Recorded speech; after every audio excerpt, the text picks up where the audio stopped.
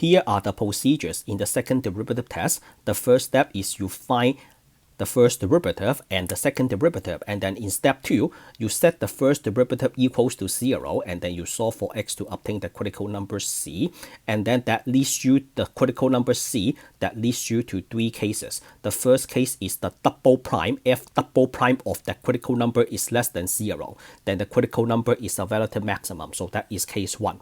What does that mean? So first derivative, set that equals to 0, and then you got a critical number. So what you are thinking, first derivative, you get a critical number.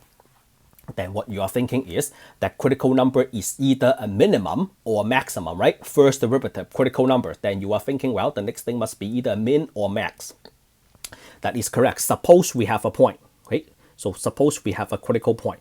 We obtain this from the first derivative. You set that equals to 0. That means there is a horizontal tangent line. All right, so that is step 2. And then you obtain this critical number c. C stands for the point. And then when it comes to the second derivative is concavity, either concave up and concave down. Now you have the second derivative, and then you plug in the c to the second derivative. Case 1 says negative. What is negative mean? Negative means that opens down, right? What is open down? Second derivative negative, that means concave down. So you have a dot, you have a point, and that point is a critical point, so either a min or max, and then you have a parabola that is concave down. What does that mean? That means the point you got is a maximum. All right, so let's move this up to save some space. And then the next case, the double prime of c is greater than 0. Case 2, double prime of c is greater than 0. What does that mean? You obtain a critical point from the first derivative. Then you are thinking this is either a minimum or maximum. You set that equals to 0 because you have a horizontal tangent line. So this must be either a min or a max. Is that a min or a max? And then you reach to the second derivative. The second derivative tells you that once you plug in this c to the second derivative is positive. Positive second derivative means concave up. So you have a concave up. So you have a concave up, and then you have a critical point. Then that point is a minimum. So that is case 1 and case 2. So case 1 is you have a critical point, and then you have a concave down, critical point and concave down. So this is concave down, critical point and concave down. You have a max. If you have a critical point and concave up, then you have a minimum. So let me give you this example. Oh, by the way, for case number 3, if the double prime of the critical point is equals to 0 or does not exist, then there is no conclusion. We just can't find any min or max in case 3.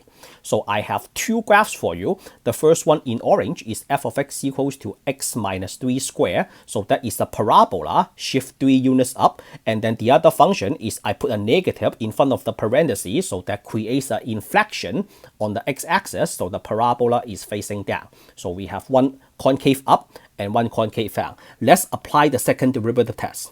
So the second derivative test, the first function, we have f of x equals to x minus 3, second power, right? And then f prime of x, you bring the 2 down, x minus 3, the derivative of the inside is equals to 1 using chain rule, so this is done.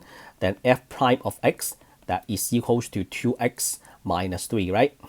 And then double prime, f double prime of x, that is equals to 2. Always equals to 2. And then what about the critical number? You have to set that equals to 0 and then solve for x. So as a result, x is equals to 3 over 2, right? So first derivative, let's fix this, 2x minus 6. And then this is x divided by 3. Because I'm looking at the graph, this is so wrong, so critical number.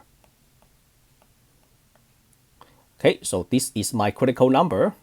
And then what's next? So I just finished step 2 and then step 3. So either one of these cases is true. So we have the critical number is 3, and then we plug in x equals to 3 to the double prime. So since the double prime is always equals to 2, it doesn't matter what you plug in, you get a 2, and 2 is greater than 0. So double prime greater than 0 means concave up.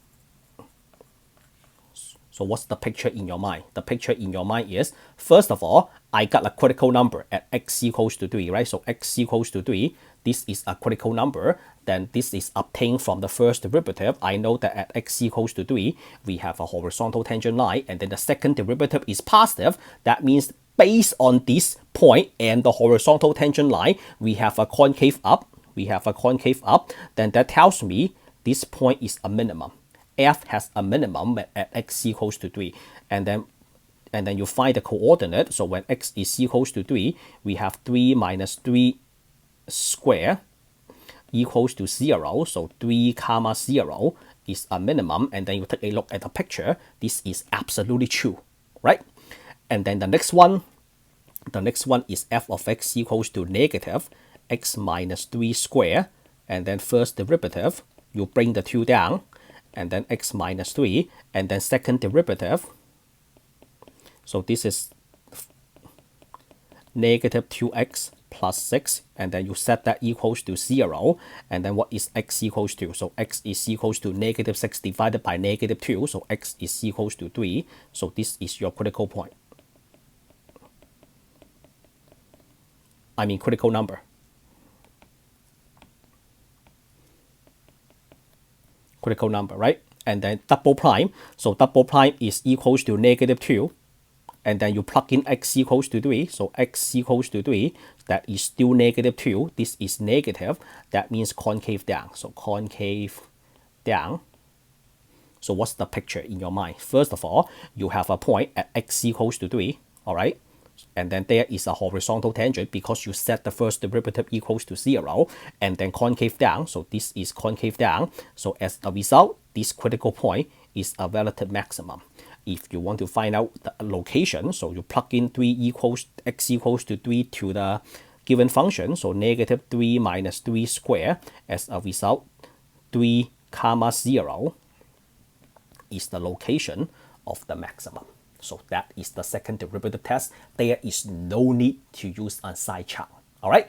So that is the end of this video. If you think my instruction is helpful and clear, give me a like, share the video in any social media for me. Click the subscribe button if you are new to the channel.